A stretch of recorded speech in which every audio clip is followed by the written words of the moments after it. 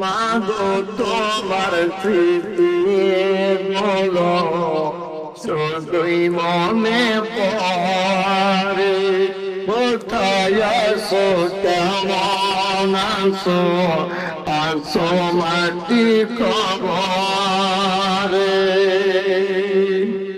ক্ষণে ক্ষণে আমার তোমার কথা মনে পড়ে, কোথায় আছো কেমন আছো, আছো মাটির কবরে। আল্লাহু আকবার করে বলে মারে খাওয়া কানে কানে খাওয়া। আমার বাড়িতে আল্লাহর একজন মেহমান আসছে। ও মা, তুমি জায়গা ঘুমায় কেউ থেকে কিছু খাবার দিতে হবে। করে খাবারে কিছু অংশ বেঁচে গেল। হযরত মুসা পয়গম্বরকে ডাক দেখায়, আল্লাহর বান্দা, আমি আপনাকে চিনি না, আমার বাড়িতে আপনি আসছেন, আল্লাহর শুকরিয়া।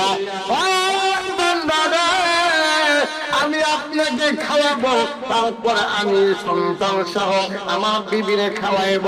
আল্লাহ পয়গম্বর দেখে বলে, আল্লাহ বান্দা রে, আমি তোমার কাছে খাইতে আসি না। এই ঘরের ভিতরে কে গো?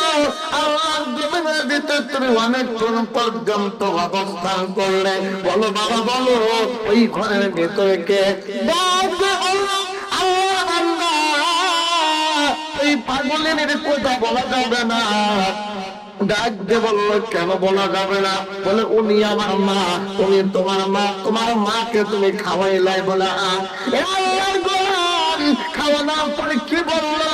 ডাক দিয়ে বললো, আল্লাহর বান্দা, ওই আমার পাগলিন মাকে আমি 40 বছর পর্যন্ত খেদমত করি।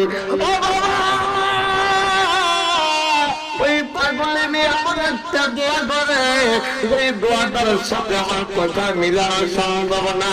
40 বছর পর্যন্ত এই পাগলে তাকে আমি আল্লাহ জমিনে খেদমত করার পরে কি বলে শুনছনি? কি বলে? বলে এই পাগলিনী বলে, আল্লাহ এই জমিনের ভিতরে আমার আব্বা আমাকে ডাকে, আল্লাহ তুমি তোমার বন্ধু মুসা নবীর সাথে আল্লাহর জান্নাতে দিও। চিৎকার মেরে করে আওয়াজ করে করে বলেন সুবহানাল্লাহ।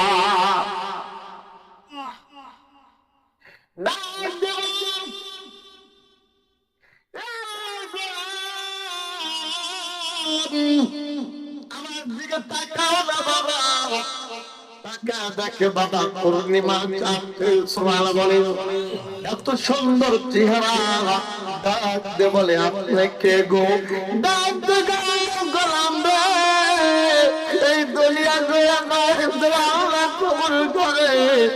জ্বলন্ত প্রমাণ আমি রে আল্লাহর গোলাম, আল্লাহর গোলাম। তোমার মা সেই নবীর সাথে জান্নাতে যাওয়ার কথা বলেছে, এই নবী আর কেউ না, এই নবী আমি মুসা পয়গম্বর তোমার সঙ্গে দাঁড়িয়ে আছি। বাড়ির দেখেন সুবহানাল্লাহ, দেখেন সুবহানাল্লাহ।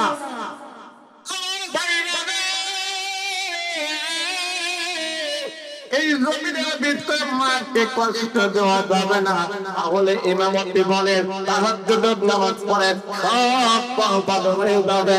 আসুন আমি আমার আলোচনা বিষয়ে চলে যাই। এটা এলাকার ছাত্রের এতে প্রাংশিক বোঝা দিলাম। আল্লাহর পয়গম্বর কত সুন্দর মানুষ, কল্পনিজাত তোলা মুসলমান ভাইরা রে আমার। আল্লাহ নবী মক্কা বিজয় করার পরে মনে আছে রে বাবা, দলে দলে মানুষগুলো কলেমা পড়ে মুসলমান হয়েতে লাগতেছে। সময় কম, কিন্তু আখরি মহব্বতের সাথে জিকির করে লা ইলাহা ইল্লাল্লাহ, লা ইলাহা, না করে লা ইলাহা।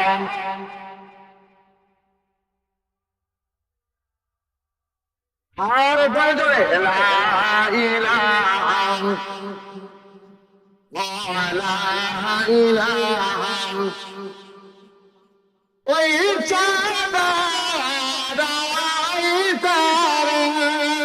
ওই নামেতে দিওয়ানা লা ইলাহা ইল্লাল্লাহ লা ইলাহা খুব খেয়াল করে বাজার সময় আল্লাহ নবী যখন ইসলাম বিজয় করলেন দলে দলে মানুষগুলো নবীর আখলাক দেখে ব্যবহার দেখে সৌন্দর্য দেখে মুসলমান হইতে লাগলো। ও নবীর প্রেমিকের উপকার এই জমিনের ভিতরে সুন্দর করে আল্লাহর পয়গম্বর কিতাবের ভিতরে লেখেন সুন্দর করে রাস্তা হয়ে যাচ্ছে বিরাট বড় একটা টোপলা নিয়া রাস্তা দিয়ে যায় একটা বিশাল বড় টোপলা নিয়া বুড়িমা ওই পথ দিয়ে অতিক্রম করছে। হঠাৎ করিয়া আল্লাহ পয়গম্বর ডাক দিয়ে বলল,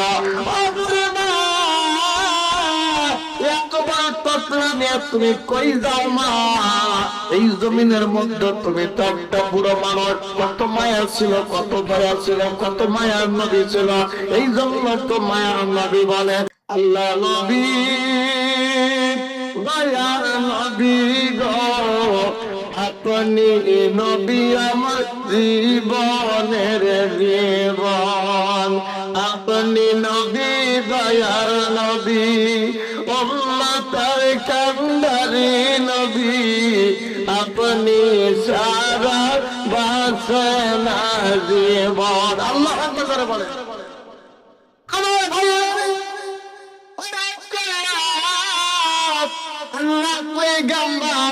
ভাই এই বিরাট টোপলা নিয়ে তুমি কই যাও?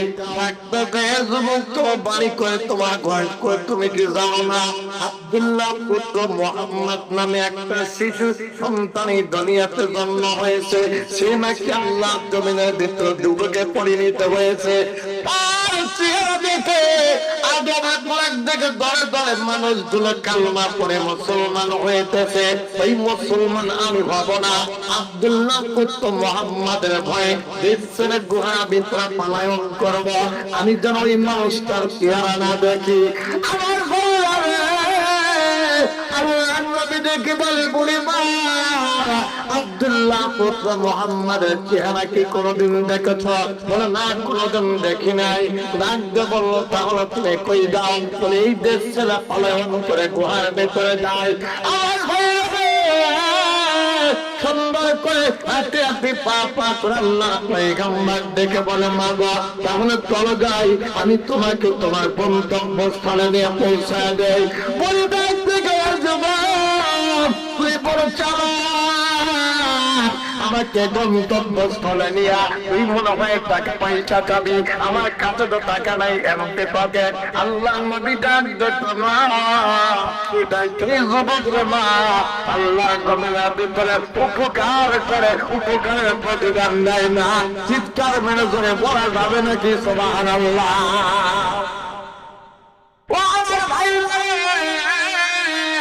অনেক কথা ছিল, সময় স্বল্পতার কারণে বুঝাই দিতে পারলাম না।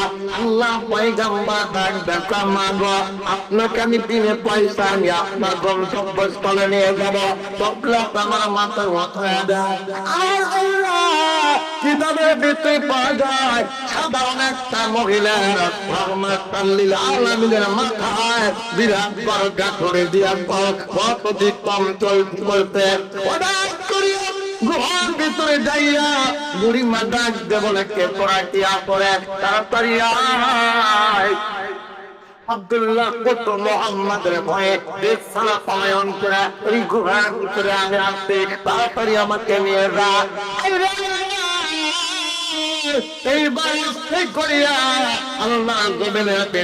ওই গুহার ভিতরে যে যুবকগুলো ছিল যুবকগুলো আস্তে করে কান্না বের করে দিয়ে কয় সর্বনাশ, যেই জায়গায় বাঘের ভয় ওই জায়গায় রাত হয়। আওয়াজ করে জোরে বলা যাবে নাকি সুবহানাল্লাহ? যুবকগুলো দেখে পড়ে কার কার কারণে তুই ঘর ছাড়লি, কার কারণে তুই বাড়ি ছাড়লি? ডাকবে কয় আমি আল্লাহ জমিনে আব্দুল্লাহ পুত্র মুহাম্মাদের ভাই ভাষাল্লাহ। ডাকবে বলে যে যুবকের জন্য তুই ঘর ছাড়লি, ওই যুবকের মাথার উপরে আল্লাহ জমিনে টকরা দিয়া দায়া থাকতে কি তোর কোনো ভয় করলো না? জোরে জোরে বলা যাবে কি সুবহানাল্লাহ?